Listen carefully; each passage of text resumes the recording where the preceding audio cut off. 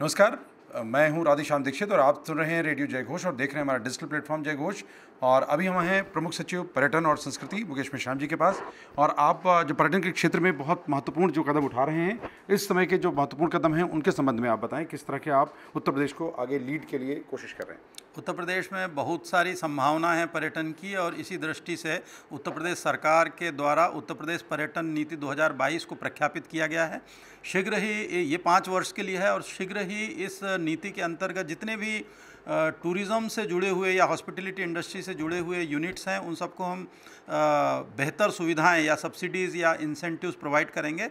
और इसके लिए रजिस्ट्रेशन ऑलरेडी प्रारंभ हो चुका है। जो उत्तर प्रदेश पर्यटन नीति 2018 में पंजीकृत थे या रजिस्टर्ड थे, उनको भी हम लोग इसमें टेकअप करेंगे, ताकि अगर उन्होंने पहले से काम प्रारंभ कर भी दिया है 2018 से, तो भी वो इस नीति के अंतर्गत आच्छादित होंगे।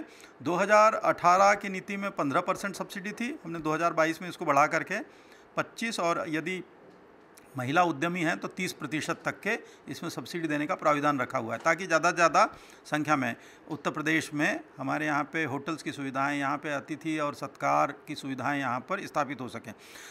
यदि हम देखें कि रूम अवेलेबिलिटी 1 लाख की आबादी पर जो एवरेज है राष्ट्रीय औसत, वो बहुत ज़्यादा है। और कई प्रदेशों में तो ये 150 है 1 लाख की आबादी पर, कई प्रदेशों में 250 है, लेकिन उत्तर प्रदेश में ये केवल और केवल 40 प्रति लाख बैठता है।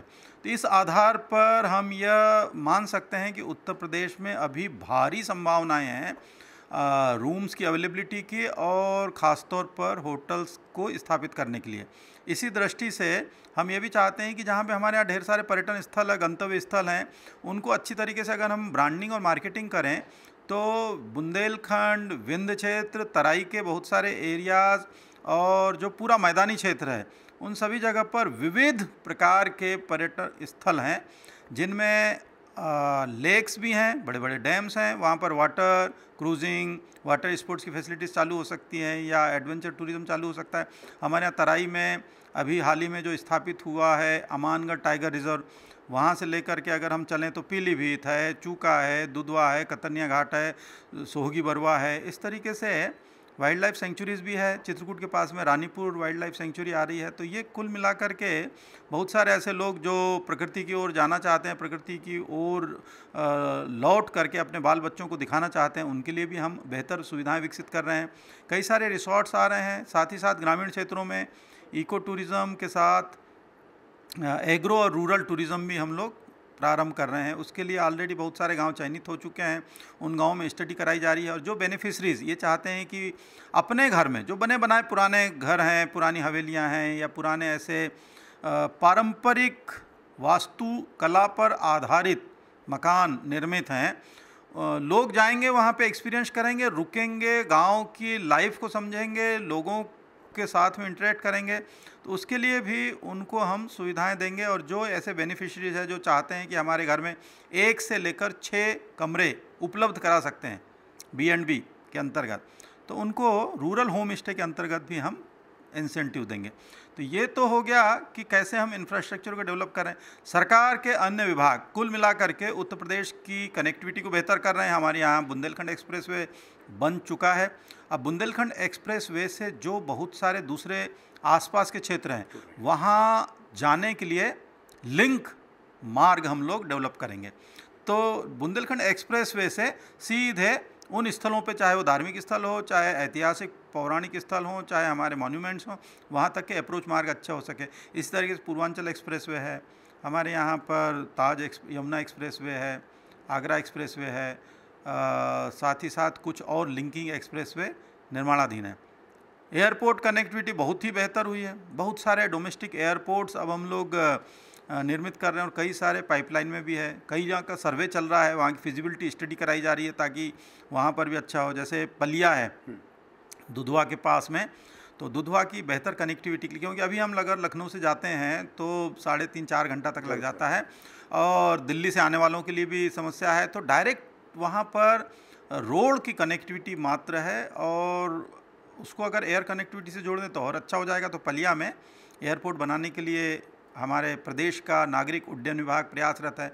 श्रावस्ती में एयरपोर्ट बनाने के लिए, इसी तरीके से चाहे वह अलीगढ़ हो, आजमगढ़ हो, हमारे यहाँ पे आगरा, झांसी, ऐसे चित्रकूट है, इन सब की एयर कनेक्टिविटी। अयोध्या में ऑलरेडी इंटरनेशनल एयरपोर्ट निर्माणाधीन है जो इसी साल के अंत तक के फंक्शनल हो जाएगा। कुशीनगर में इंटरनेशनल एयरपोर्ट बन चुका है और डेडिकेटेड है पूरी जनता के लिए। जो बुद्धिस्ट टूरिज़्म से ताल्लुक़ रखते हैं, ऐसे बहुत सारे लोग, बहुत सारे देश वहाँ पर पहुँच सकते हैं और आकर के वो उसका लाभ ले सकते हैं। बुद्धिस्ट सर्किट अपने आप में ऐसा ऐतिहासिक और महत्वपूर्ण सर्किट है कि अगर लोग आएँ तो सबसे ज़्यादा डेस्टिनेशन बुद्धिस्ट से जुड़े हुए, गौतम बुद्ध और उनके लाइफ से जुड़े हुए उत्तर प्रदेश में विद्यमान है।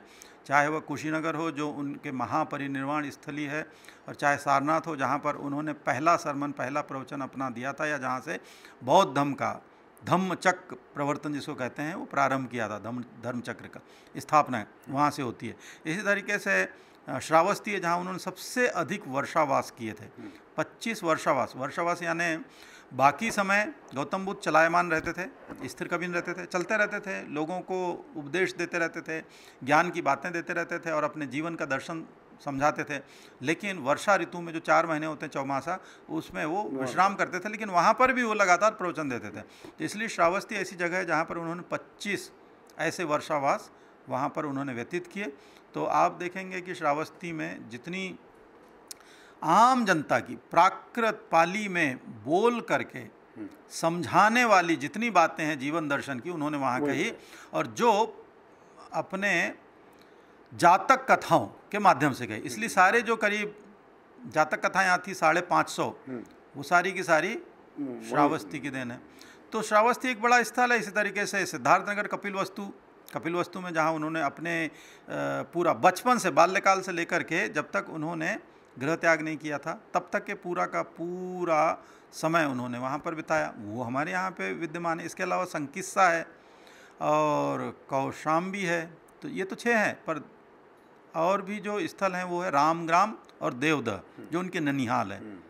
तो वहाँ पर भी संभावनाएं बढ़ रही हैं। वहाँ पर अभी हमने खुदाई प्रारंभ की और बहुत सारी वस्तुएं मिल रही है, वहाँ पर भी हमने उसको डेवलप करना चालू किया है। तो ये भी एक स्थल है। 24 में से 18 तीर्थंकर जैनों से जुड़े हुए वो उत्तर प्रदेश से आते हैं। वहीं पे अगर आप देख लें हमारे यहाँ पे आध्यात्मिक और धार्मिक पौराणिक स्थलों में, तो अयोध्या से लेकर के मथुरा, काशी विश्वनाथ, वाराणसी और विंध्यवासिनी, गोरखनाथ, जो गोरखनाथ जी की तपोस्थली है जायस, गोरखगिरी है महोबा में, और उनकी पूरी की पूरी कर्मस्थली गोरखपुर। तो ये ऐसी जगह हैं जो सूफी निर्गुण विचारधारा से जुड़े हुए बहुत सारे ऐसे मतावलंबियों के बड़े स्थल हैं, विजिटिंग स्थल हैं। तो मथुरा अगर चले जाइए तो ब्रज भूमि अपने आप में कृष्ण जी की भूमि, वहाँ पे मथुरा, वृंदावन, बरसाना, गोकुल, दाऊ जी, ये वृंदावन, ये ढेर सारे स्थल हैं, एक पूरे आसपास मिल जाएंगे। आगरा ताज हमेशा से जाना जाने वाला और विश्व के समस्त पर्यटकों को आकर्षित करने वाला है ही हमारे यहाँ पे। लेकिन गंगा जी सबसे लंबे स्ट्रेच में, जो बिजनौर से लेकर के बलिया तक कई सारे जनपदों से प्रवाहमान है, उसके किनारे किनारे हमारी गंगा जमुनी संस्कृति विकसित हुई है, पुष्पित पल्लवित हुई है। वहाँ पर बहुत सारा एक अर्थ गंगा को कंसेप्ट को लेकर के ऐसे स्थल हैं। अब धीरे धीरे करके लोगों ने ऑर्गेनिक फार्मिंग चालू की है, तो लोग जाना चाहेंगे इन जगहों पे। वेलनेस सेंटर, वेलनेस टूरिज़्म का बहुत बड़ा स्कोप है हमारे यहाँ पर। मॉन्यूमेंट टूरिज़्म का बहुत बड़ा स्कोप है। अगर आप देखेंगे कि झांसी महारानी लक्ष्मीबाई के न केवल गाथाओं से जुड़ा हुआ है, उनके साहस की, शौर्य की, बलिदान की गाथाएं हैं, बल्कि चित्रकूट तक जो 7 जनपद हैं हमारे बुंदेलखंड के, हर जनपद अपने आप में नायाब है, अद्वितीय है, अनूठा है। वहाँ के किले, महल, गढ़ियाँ, बावलियाँ इतने इतिहास की रोमांचित कर देने वाली कहानियों से और बहुत सारी गाथाओं से परिपूर्ण है। लोगों को जाना चाहिए, बच्चों को साथ लेकर के जाना चाहिए। अपने इतिहास को समझना है, अपनी संस्कृति को समझना है और अपनी जानकारी बढ़ाना है, तो पर्यटन जरूर करना चाहिए। दूसरी तरफ हमने युवा टूरिज़्म क्लब्स बना रखे हैं जिसमें अब तक 15,000 से अधिक युवाओं को जोड़ लिया है। ये युवा आगे जाकर के हमारे ब्रांड एम्बेसडर बन सकते हैं, क्योंकि उनको हमने कहा है कि खुद जाओ, प्रत्येक युवा पर्यटन क्लब को जो स्कूलों में जीजीआईसी में और जीआईसी में गठित किए जा रहे हैं और नवोदय स्कूलों में, सेंट्रल स्कूलों में और अन्य प्राइवेट स्कूलों में गठित किए जा रहे हैं, उनको हम 10,000 रुपया सालाना देंगे ताकि वो कुछ न कुछ अपनी गतिविधियाँ कर सकें। इसके अलावा जहाँ हम संस्कृति की बात करते हैं, वहाँ पे संस्कृति में परिधान भी है, खान पान भी है, शिल्प भी है और कई सारे ऐसे नृत्य, संगीत, गीत, लोकगीत, लोक कलाएँ, ये सारा कुछ है। इन सब को जो प्रमोट करेगा, खासतौर पर जो विलुप्त होती हुई ऐसी कलाएं हैं या सांस्कृतिक तत्व हैं, उनको प्रमोट करने वाले, संरक्षित करने वाले संस्थाओं को हम 5 लाख रुपए की ग्रांट भी दे रहे हैं इस नीति के अंतर्गत, ताकि उसका उपयोग करके जो मृत हो रही या लुप्त हो रही ऐसे सांस्कृतिक गतिविधियां हैं उनको जीवंत कर सकें, जीवित कर सकें और आगे उसको बढ़ा सकें। क्योंकि कोई भी अगर आता है पर्यटन के लिए तो वो संस्कृति को देखने समझने आता है उस जगह की, तो उसके लिए ये इम्पॉर्टेंट है कि ज़रूरी है कि कैसे हम करें। इको टूरिज़्म में अलग से UP state eco tourism board गठित है माननीय मुख्यमंत्री जी की अध्यक्षता में, और उसमें अब हम नई जगहों पे वाटरफॉल्स, हमारे यहाँ पे अगर आप देख लीजिएगा तो विंध्याचल में और बुंदेलखंड में ऐसे बहुत सारे जलप्रपात हैं। इन वाटरफॉल्स के ऊपर हम ग्लास ब्रिज बना रहे हैं, उनके आसपास टूरिस्ट इन्फॉर्मेशन सेंटर स्थापित कर रहे हैं, टूरिस्ट फैसिलिटेशन सेंटर स्थापित कर रहे हैं, वहाँ पे गेट्स अच्छे तरीके से बनाने जा रहे हैं और बहुत सारे ऐसे पक्षी विहार हैं, उन पक्षी विहारों को भी अपने आप में एक बढ़िया स्थल कैसे विकसित किया जा सकता है, इसके ऊपर काम चल रहा है। तो कुल मिलाकर ये समझ लीजिए कि उत्तर प्रदेश में पर्यटन की संभावनाएं बहुत है। ब्रांडिंग मार्केटिंग एक हमारी समस्या रही है, उसको हम अच्छी तरीके से आगे बढ़ाने के लिए पर्व, महोत्सव, मेले उनका आयोजन करते हैं। चाहे वह दीपोत्सव, जब से दीपोत्सव आयोजित हुआ है और विश्व स्तर पर इसकी पहचान बढ़ी है, तो अयोध्या में लोगों की आवाजाही बढ़ी है। दूसरी तरफ काशी फेस्टिवल, वहाँ पे लगातार साल भर कोई न कोई फेस्टिवल होता रहता है, चाहे वह गीत संगीत के कार्यक्रम हो, चाहे फ्यूजन म्यूज़िक का फेस्टिवल हो, चाहे वहाँ पे गंगा फेस्टिवल हो, चाहे वहाँ नदियाँ गाती हैं इस थीम के ऊपर फेस्टिवल हो। तो ये जो होता है उससे न केवल काशी में अच्छा, प्लस जो डेवलप हुआ है कॉरिडोर, उसकी वजह से भी लोग, जहाँ पर 1 लाख लोग आते थे, बढ़ते बढ़ते 10 लाख महीना लोग हुए। अब जब कॉरिडोर डेवलप हो गया है तो अब तो जो है लगभग एवरेज 40 से 50 लाख लोग हर महीने वहाँ पे आ जाते हैं। बड़ी उपलब्धि है। और कई दिनों में तो जैसे नव वर्ष के पहली तारीख को 5 लाख लोग एक ही दिन में थे। तो जो लोगों का अब आवाजाही बढ़ रही है, तांता बढ़ रहा है, इससे रेवेन्यू बढ़ता है प्रदेश का, रोजी रोजगार मिलता है ऑटो वाले को, टांगे वाले को, होटल वालों को, कपड़ा लत्ता बेचने वालों को, फल सब्जी वालों को, किसानों को, दूधियों को, तो सब का विकास होता है। इस वजह से टूरिज़्म के भरोसे ये देखा गया है कि बहुत सारे कंट्री, कई सारे स्टेट सर्वाइव करते हैं, चाहे गोवा हो, अब तो उत्तराखंड 4 धाम यात्रा के बाद में कई तरीके से, हाँ, राजस्थान है, क्योंकि इनके जिन राज्यों में या जिन जगहों पे बहुत ज़्यादा इंडस्ट्रियलाइजेशन नहीं है, जिन जगहों पे बहुत ज़्यादा एग्रीकल्चर का प्रोडक्ट्स नहीं है, तो फाइनली वो पूरा का पूरा निर्भर करते हैं टूरिज़्म। लेकिन अगर टूरिज़्म को अच्छी तरीके से प्रमोट करेंगे तो रोजी रोजगार, रेवेन्यू के लाभ, क्योंकि एक टूरिस्ट जो इंटरनेशनल टूरिस्ट आता है वो एक आदमी तो आता है, लेकिन 10 लोगों के लिए पर डे एक रोजगार जनरेट करता है, इनडायरेक्ट रोजगार। डायरेक्ट अलग है, इनडायरेक्ट रोजगार अलग है। तो इसके लिए हमने कि लोगों को ट्रेंड करें, यूपी के लोग होटल मैनेजमेंट में। तो एक IHM है हमारे यहाँ पे लखनऊ में, प्रमुख सचिव उसके चेयरमैन होते हैं, लेकिन इसके अलावा हम 2 और स्टेट के इंस्टीट्यूट ऑफ होटल मैनेजमेंट स्थापित कर रहे हैं। पूरी प्रक्रिया पूर्ण हो चुकी है, बिल्डिंग के लिए धनराशि सैंक्शन हो गई है। एक अलीगढ़ में, दूसरा गोरखपुर में, तीसरा हम बुंदेलखंड में प्रयास करेंगे वो PPP मॉडल पर।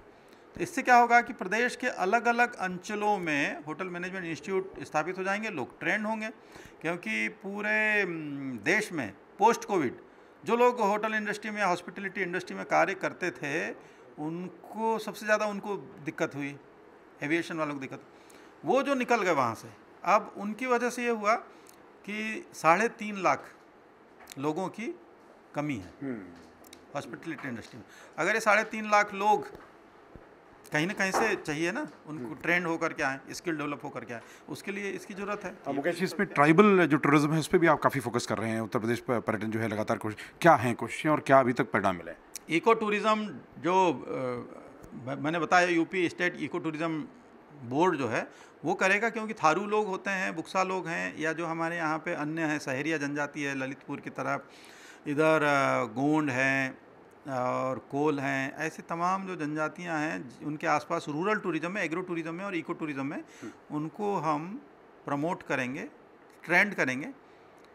बाकी इस पे काम चल भी रहा है, वन विभाग मिल करके इस पे काम कर रहा है, और बाकी आगे जैसे होगा उसके हिसाब से। इसमें अंतिम सवाल, क्योंकि निवेशकों को आप आकर्षित कर रहे हैं कि जो स्टार्टअप्स हैं, इनोवेटर्स हैं, आएँ इसमें जुड़ें और इस तरह की गतिविधियों में भागीदारी करें, क्योंकि अनलिमिटेड पोटेंशियल है, तो उनको आप क्या आह्वान करना चाहते हैं? मैंने पहले ही कह दिया कि भैया घर से निकलो, घर में पड़े पड़े सड़ जाओगे, क्योंकि आदमी जितना ज़्यादा घुमक्कड़ बनेगा उतना ज़्यादा दिमाग से भी वह बेहतर होता है, सकारात्मकता आती है, सृजनता आती है और उसका ज्ञानार्जन होता है। यायावर रहना बहुत ज़रूरी है, क्योंकि जितना ज़्यादा आदमी घूमता है स्ट्रेस कम होता है, बीमार कम पड़ता है, उसके कनेक्शंस बढ़ते हैं, मित्रता बढ़ती है, मानव सामाजिक प्राणी है, समाज में रहना सीखता है और साथ ही साथ पूरी दुनिया को जानता है। दुनिया अपने आप में एक किताब है, जो घर पे पड़ा रहा, पानी में जितना ठहराव होगा पानी उतना सड़ता है,